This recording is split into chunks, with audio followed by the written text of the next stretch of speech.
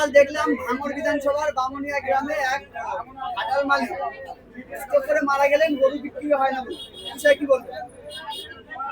শুভেন্দু অধিকারী মহাশয় বিজেপি মুসলমানদেরকে টাইট দিতে চাইছে, কিন্তু ব্যাপারটা হচ্ছে মুসলিমদেরকে টাইট দিতে গিয়ে হিন্দু ভাইরাও আজকে ক্ষতিগ্রস্ত হচ্ছে। আমরা যতটুকু জানি, যে গরুগুলো আসে জবা করার জন্য, বলির জন্য, কুরবানির জন্য, বেশি অংশ আছে উড়িষ্যা, বাঁকুড়া, ঝাড়গ্রাম এদিক থেকে। সেই কারা লালন পালন করে, কারা বড় করে, দেখলে দেখা যাবে 80% আমার নন মুসলিম ভাইরা পড়ি। তারা বছরে এই দিনটার অপেক্ষায় থাকে, কুরবানির উৎসবের অপেক্ষায় থাকে, বছর বছর ধরে গরু লালন পালন করে বিক্রি করে যে উপার্জন হয়, এই ধরনের খবর পাওয়া যাচ্ছে। মেয়ের বিবাহ থেকে শুরু করে আনুষঙ্গিক এই টাকাটাকে কাজে লাগায়। বিজেপি সরকার যেভাবে দমন পীড়ন করছে প্রশাসনকে কাজে লাগিয়ে, এতে ক্ষতিগ্রস্ত সেটা শুধু মুসলমানরা হচ্ছে না, মুসলমানদের অল্টারনেটিভ আছে।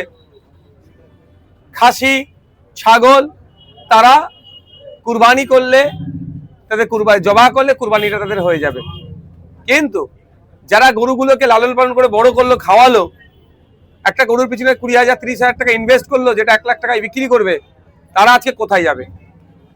এই চিন্তায় চিন্তিত হয়ে ভাঙড় বিধানসভায় বামুনিয়া গ্রামে আপনি যেটা বলছেন হার্ট অ্যাটাকও করেছে, তা নাকি বেশ কত টাকা লোনও আছে, অনেকেই ধরনের আছে। তারা এখন কোথায় যাবে? এখন দেখার বিষয় যে 1950 সালে যে আইন আছে, সেই আইনের 12 নম্বর ধারাটাকে উল্লেখ করে রাজ্য সরকার ছাড় দেয় কি দেয় না, সেই মর্মে আমি দ্বারস্থ হচ্ছি তাদের কাছে হব। আমি আশা করব সেটা ছাড় দেবে। মানুষের রুজি রুটি এখানে যুক্ত হয়ে আছে। প্রায় 2 থেকে 250 কোটি টাকার একটা আরো উপরে হবে একটা বিজনেস, যার 70% কিন্তু কন্ট্রোল করতো আমার হিন্দু সমাজের ভাইরা। আচ্ছা, তারা এখানে আক্রান্ত হচ্ছে, তারা ব্যবসায়িকভাবে লসে রান করছে।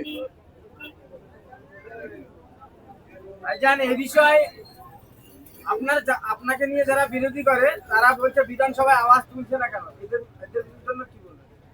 ধরুন, বিধানসভা রীতিনীতি কিছু আছে। যেদিন বিধানসভায় এগ্রিকালচার নিয়ে আলোচনার টাইম দেওয়া থাকবে, সেদিন নিশ্চিতভাবে লেদার কমপ্লেক্সের শ্রমিকদের নিয়ে আলোচনা করা যায় না, সেদিন এগ্রিকালচারে আলোচনা করতে হবে। যেদিনকে স্কুল এডুকেশন বা হায়ার এডুকেশনের উপর আলোচনার ডেট থাকবে, সেই দিনকে আমি মৎস্য চাষীদের নিয়ে আলোচনা করা যায় না। বিধানসভা শুরু হলো কবে? একদিন হলো শপথ, দ্বিতীয় দিন হলো স্পিকার নির্বাচনের ধন্যবাদ জ্ঞাপন। তাও স্পিকার নির্বাচনের ধন্যবাদ জ্ঞাপনে ধর্মের স্থান আক্রান্ত হচ্ছে, সে কথা বলেছি। আগের মাস, সামনে মাসের সম্ভবত 18 তারিখ থেকে শুরু হবে বিধানসভা, তখন আমার পারফরমেন্স দেখতে পাবেন। আর সব থেকে বড় কথা হচ্ছে লাইভ চলবে। আমার তো বিশাল সুবিধা হয়েছে, কার কতটা অসুবিধা হলো জানি না, আমার বিশাল সুবিধা হলো আমি বিধানসভার মধ্যে গিয়ে কি বলি ভাঙড়ের মানুষের কথা, রাজ্যের মানুষের কথা। আর তাহলে এটা ডাইরেক্ট ভাঙড়ের মানুষ দেখবে, রাজ্যের মানুষ দেখবে। যারা সমালোচক আমাকে নিয়ে সমালোচনা করছে, তাদের সমালোচনা করে যদি সংসার চলে, একটু বেশি করে সমালোচনা করুক। এই যে একের পর এক যে আইন, নতুন আইন আনছে, তাতে করে সাধারণ মানুষের যে সমস্যাগুলো বাড়ছে, এটা নিয়ে কি বলবেন? নতুন আইন কোনগুলো বলুন? আমি একটু ভাই স্পষ্টবাদী, মুখ কাটা ছেলে, ভুলকে ভুল, ভুলকে ভুল, ঠিককে ঠিক বলবো। বলুন কোনটা নতুন আইন আছে? 14 বছরের নিচে গরু কুরবানি দেওয়া যাবে না। এটা কবেকারের আইন জানেন? তাহলে 1950 সালের আইন আছে, দেখুন। বরঞ্চ প্রশ্ন করুন 15 বছরের দিদি, তার আগে সরকারগুলো কেন এগুলোকে অ্যামেন্ডমেন্ট করেনি? এই আইনের অ্যামেন্ডমেন্ট করা যেত, ইচ্ছা করে করেনি। মুসলমানদেরকে শুধু ঝুলিয়ে রেখেছে কাগজে কলমে, মুসলমানদেরকে সঠিক এরা হতে দেয়নি। হ্যাঁ, ডিস্টার্ব করেনি, আটকায়নি, ঠিক কথা। কিন্তু আইনটা 1950 সালের আইন, 2018 সালে এর উপর একটা মামলা হয়েছিল। তো প্রশ্ন এখানে করুন যে 15 বছর তোমরা সরকার চালালে এই আইনের সংশোধন করলে না কেন? বিজেপি সেই আইনটাকে একটু কঠোরভাবে পালন করানো বলছে। ব্যাপারটা হচ্ছে কি জানেন, সব পাখি মাছ খাই, মাছরাঙার দোষ হয়। কোন সরকারি মুসলমানদের তারা দীর্ঘদিনের জন্য একটা ভালো জায়গা পেয়ে যাক, ঠান্ডা মাথায় কাজ করুক, এটা দেবে না, সবসময় প্রেসারে রাখার চেষ্টা করে। আর বলুন নতুন আইন কোনটা বলুন, জানতে হবে সমাজকে। আইনটা 1950-এর, কেন এতদিন অ্যামেন্ডমেন্ট করা হলো না? যারা সরকারে আছে তাদেরকে ছিল, তাদেরকে আগে প্রশ্ন করুন, বলুন। এসআইআর থেকে যাদের নাম বাদ গিয়েছে আগামী দিনে কি তাদের জন্য আন্দোলন হবে? আগামী 20 তারিখ বেলা 2:30টা থেকে শিয়ালদা স্টেশনে জমায়েতের কথা বলছি। আসুন আপনারা, যাদের নাম বাদ গিয়েছে বা যারা শুভবুদ্ধি সম্পন্ন মানুষ, নির্বাচন কমিশনের অফিস, সি অফিস পর্যন্ত যাব, হবে তো আন্দোলন। এবং মাঠে ময়দানে আন্দোলন হবে গণতান্ত্রিক প্রক্রিয়ায়, কোর্টের আন্দোলন হবে আইনি লড়াই। আর কারো কিছু কোশ্চেন? সেগুলো কিছু কোশ্চেন তাহলে করতে পারো, তার ফটাফট। মুড় উপরে লোক বসে আছে, মা না এখানে কোশ্চেন করো না, আজকে লোক বসে আছে উপরে, অনেক দোকানদারের আছে না, করো না তুমি।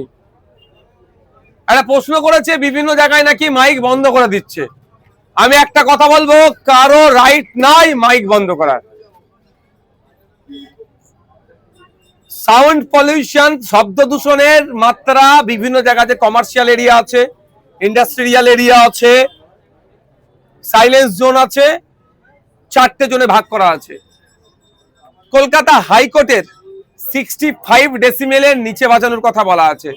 সুতরাং কোন জায়গায় কেউ যদি গিয়ে বলে মাইক বন্ধ করো ধর্মস্থানের, সে ভুল কথা বলছে। তাকে সঙ্গে সঙ্গে বলুন কোন আইনের পরিপ্রেক্ষিতে বলছে। হ্যাঁ, যদি বলে 65 ডেসিমেলের নিচে রাখো, ঠিক কথা তিনি বলছেন। সুতরাং আর একটা কথায় অহেতুক আতঙ্কিত হয়ে আমার ফোনে প্রচুর ফোন এসছে, অমুক গ্রামের নাকি মাইক নামিয়ে দিয়েছে, তমুক পাড়ার নামিয়ে দিয়েছে।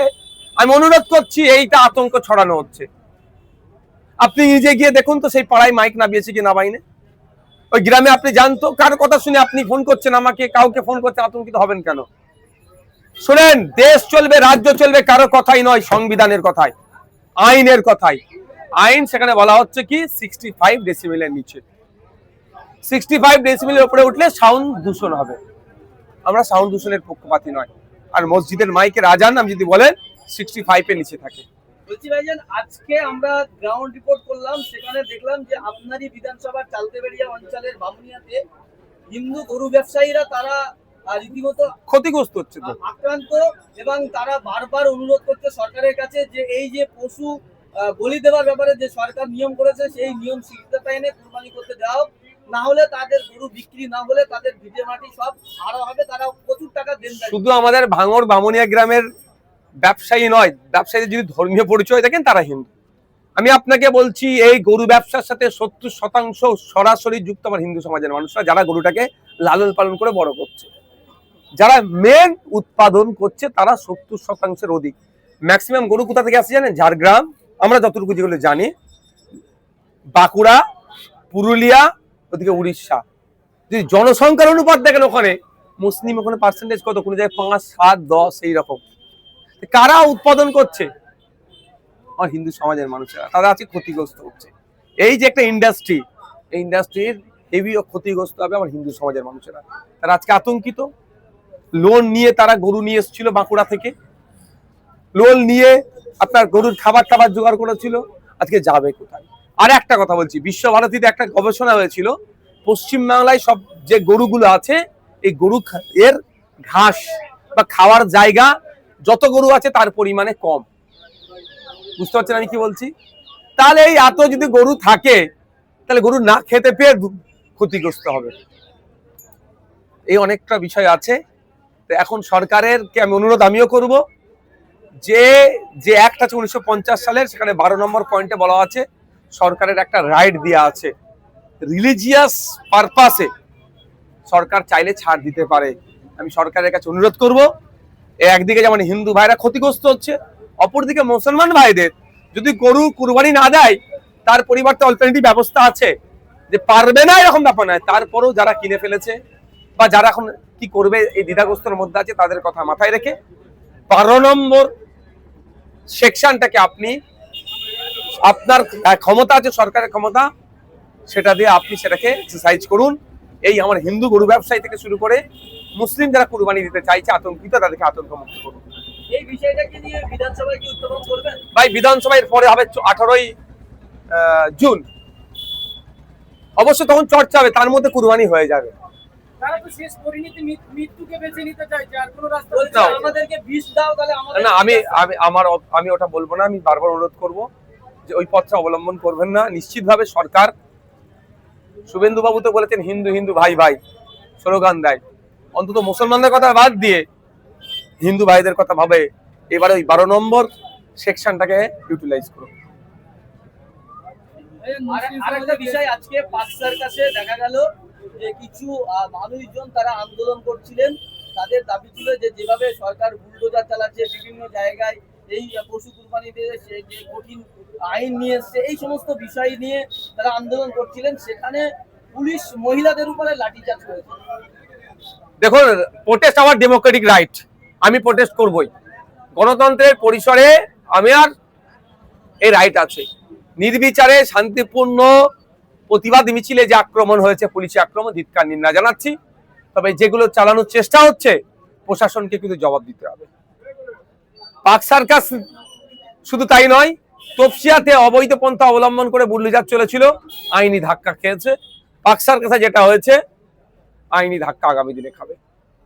এই যে একটা সম্প্রদায়কে রীতিমতো টার্গেট করা হচ্ছে এই নতুন সরকার আসার পরে বিভিন্ন জায়গায়, যেখানে একেবারে মুসলিম নাম শুনলেই বা মুসলিমদের দেখলেই একটা তীর্যক ভাবে কাজ করছে প্রশাসন, এরকম অভিযোগ উঠছে। যে প্রশাসন তার গাইডলাইনের বাইরে কাজ করছে, সেই প্রশাসনের বিরুদ্ধে তার ঊর্ধ্বতন যে কর্তৃপক্ষ আছে তাকে অভিযোগ করা হোক। অভিযোগের করে কপিটা আমাদের কাছে প্রয়োজনে পাঠাতে পারবে। সেটা প্রশাসন যদি তার বিরুদ্ধে ডিপার্টমেন্টাল কোয়ারিজ না শুরু করে, আমরা সেখানে তার বিরুদ্ধে আইনত ব্যবস্থা নেব। আমরা ভুলে যাচ্ছি না, আবু সিদ্দিক হালদার প্রশাসনের মধ্যে থেকে তাকে পিটিয়ে মেরে দিয়ে যে পুলিশ অফিসার, তৃণমূলের আমলে কিন্তু তার বিচার হয়নি। আমরা আইনি লড়াই করছি। মুসলিম সমাজে বেশ কিছু ব্যক্তি দাবি করছেন যে গরু আমরা কুরবানি দেবো না, কিন্তু গরু আর মোষকে দেশের জাতীয় পশু হিসেবে স্বীকৃতি দিতে হবে। এটা আপনি কেমন চোখে দেখছেন? তাদের ব্যক্তিগত ব্যাপার, সে কিভাবে দেখছে না দেখছে।